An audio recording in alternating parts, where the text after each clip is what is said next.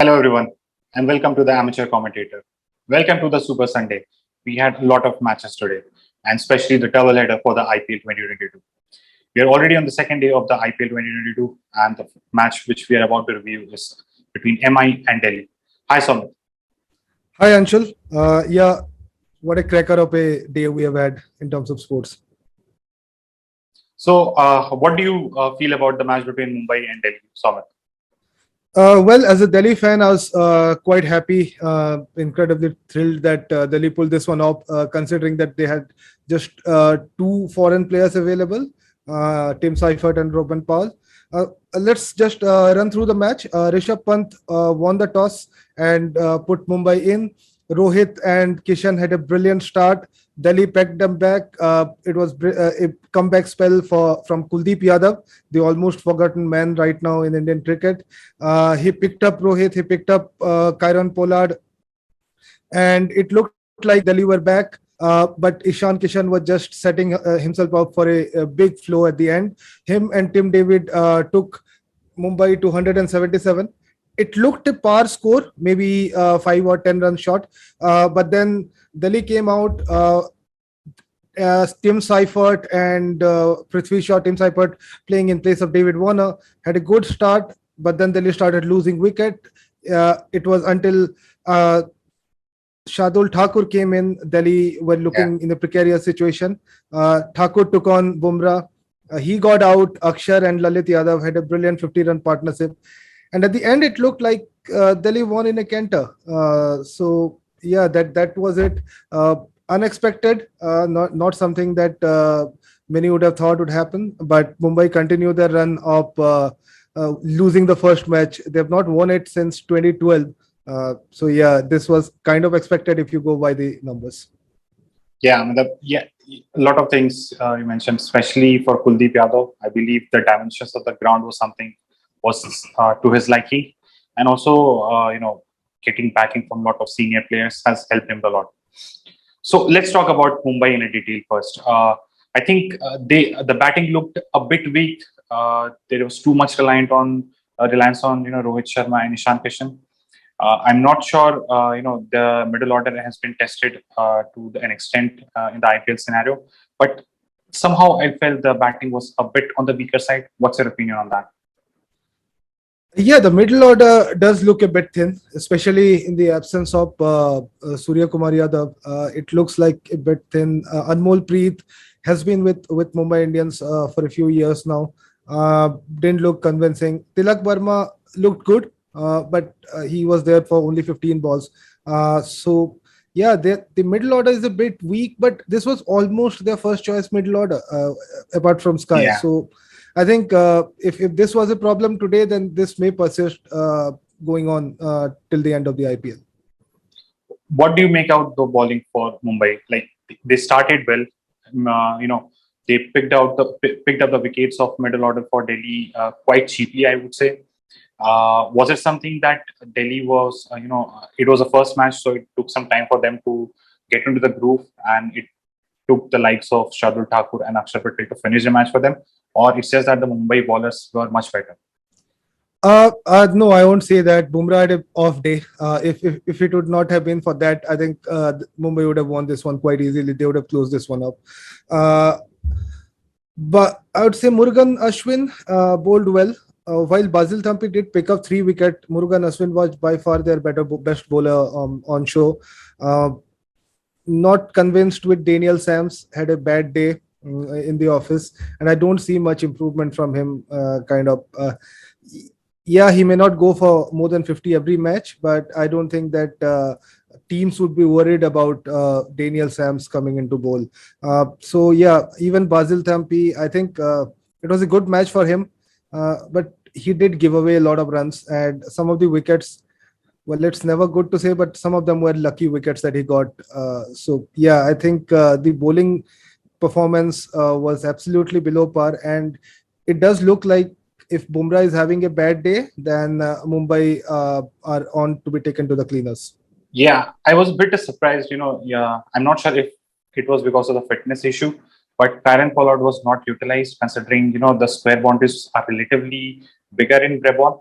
So I believe that was something, unless it was an injury issue, obviously, maybe he could have been utilized. That was because when you're talking about Basil Tampi, and Daniel Sens and Bumrah, they were more or less similar pace. Even for that matter, Tamil Mills, they were bowling at a similar pace. Yes, there was some change of pace at some point of time, but it was playing directly to the hands of likes of Shardul Thakur and Axar Patel, who were able to hit through the line, and it was a true wicket. So yeah, that was a bit concerning for me from Mumbai's point of view. Let's talk about Delhi a bit. Although the middle order was not able to score a lot of runs, I still believe this is one of the strongest batting lineup in this year's tournament. It will be added with the likes of Warner and Marsh in probably a few days. What do you make of the batting lineup overall? I think we have spoken about this before as well. Delhi have one of the better batting lineups, and I guess their backup batsmen are the best in this competition.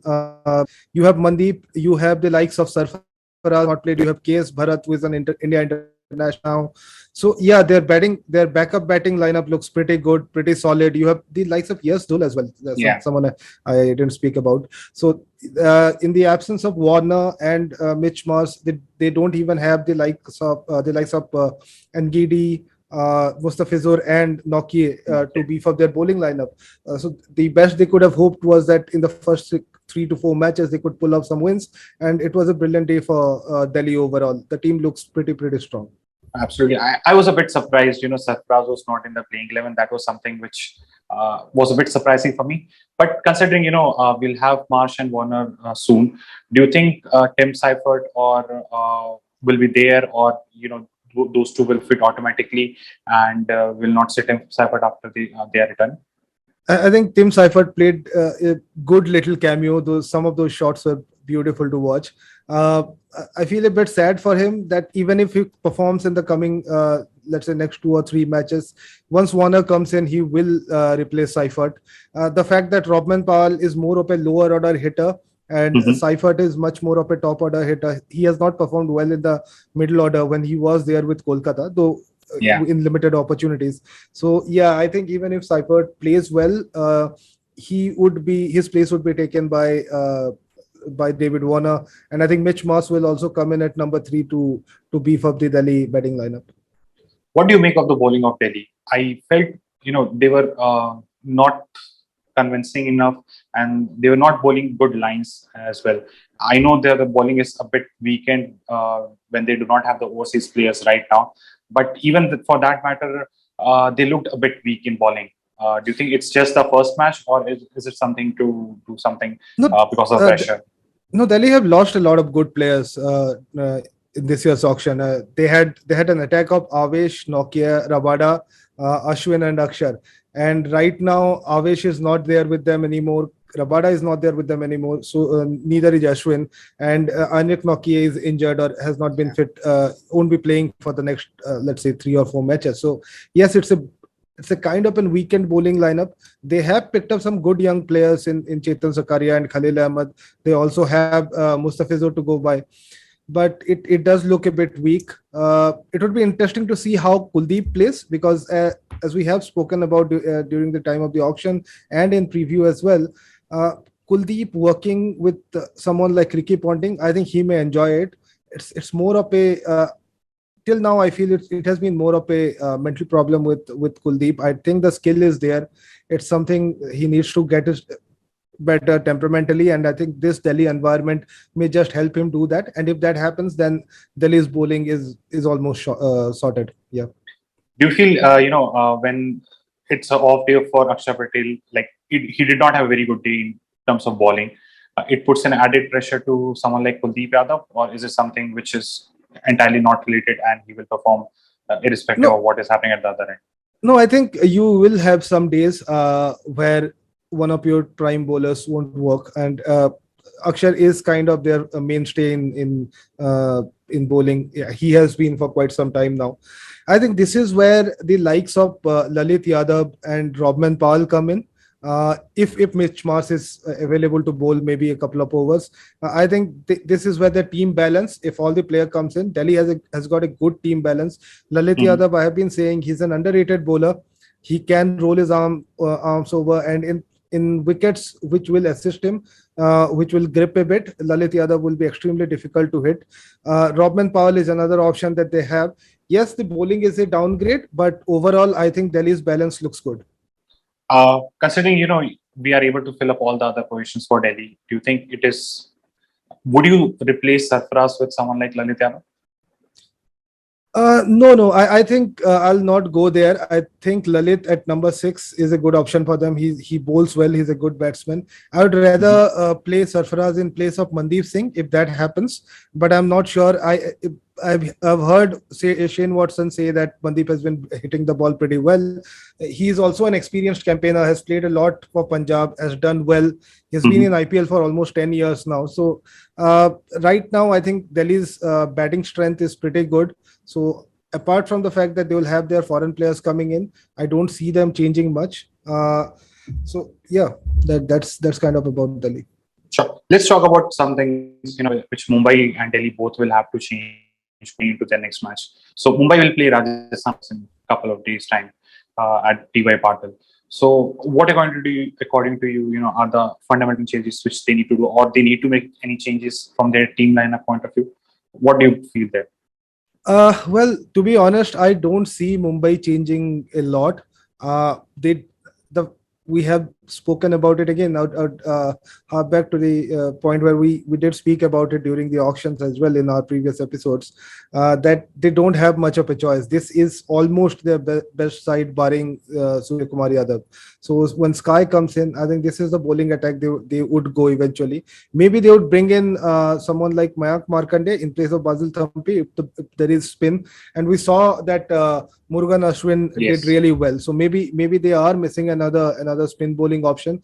They had the likes of Krunal Pandya in previous years. So maybe that's one option. Other than that, I don't actually see them changing much. I think a lot of matches which Mumbai will play will be in DY Patil and Brabon, and they have Right. relatively larger square boundaries. So I think the likes of Murugan Ashwin, and if Pollard is available to bowl, and probably Bumrah, these three bowlers will have to do the bulk of the bowling and try to restrict the opposition to the minimum, because the other two bowling options, whatever we have spoken about, they do not look a lot of convincing. Yes, Tamil Mills for England is a death over specialist. I'm not sure he will be able to do that justice at the earliest. He may take some more time to get used to the environment and especially the wickets of Mumbai. So yeah, these three bowlers, according to me, will have to do the bulk of the job for Mumbai Indians. So we saw that Delhi are lacking. Their foreigners are not there, and that's one place where they're lacking. But I don't think that that problem will be resolved as early as the next match. So how do you see Delhi changing? Do you see them bringing in someone like Sarfaraz for Mandeep, or do you feel that since Mandeep has got the chance first and this today was a freakish dismissal, do you see them continuing with the same side? See, if I would have started before this match, I would have probably preferred Sarfaraz. But since they have already, included Mandeep, I would still give him another couple of chances before, looking for other replacements. Because after some point of time, like 2-3 matches, anyways, that particular slot will be filled by, Mitchell Marsh. Because right now they are only playing with two foreigners. They still have option for adding two more foreigners. So I'm sure David Warner and Mitchell Marsh will automatically slot in. So before they come up, I think it would be important to give Mandeep at least a couple of more chances before probably looking for someone like Yashtul or probably Sarfaraz Khan. And as far as Kamlesh Nagarkoti is concerned, we have seen he has promised a lot. He did well in the under-19s, but since then he has waned it a bit. There have been injury issues. So do you think that Delhi may go with Sakariya instead of Nagarkoti, or do you think that having Khaleel and Sakariya does not work that well? See, it will be a bit difficult. Why? Because Mustafizur will be available for selection, and you already have someone like Khalil Ahmed. Now, you already have two left-arm bowlers who are probably of similar stature and similar bowling style. So, bringing in another third left-arm seamer, I'm not sure whether that will be a important aspect or that will be useful. So, if they are looking for probably Indian pace bowler, I would still go ahead with Nagarkoti before Sakariya, because you already have someone like Mustafizur, who will already be available for selection in the coming matches. Okay. So yeah, I think it was a good day for Delhi, and I hope that they continue the momentum. I see Mumbai doing well in the subsequent matches. They have never been a good starter, but there are some serious issues with that side. Let's see what happens. So that's it. Thank you for today, and keep watching, keep liking, and subscribing our content. Please write to us on how we can improve and subscribe our channel. Thank you. Thanks.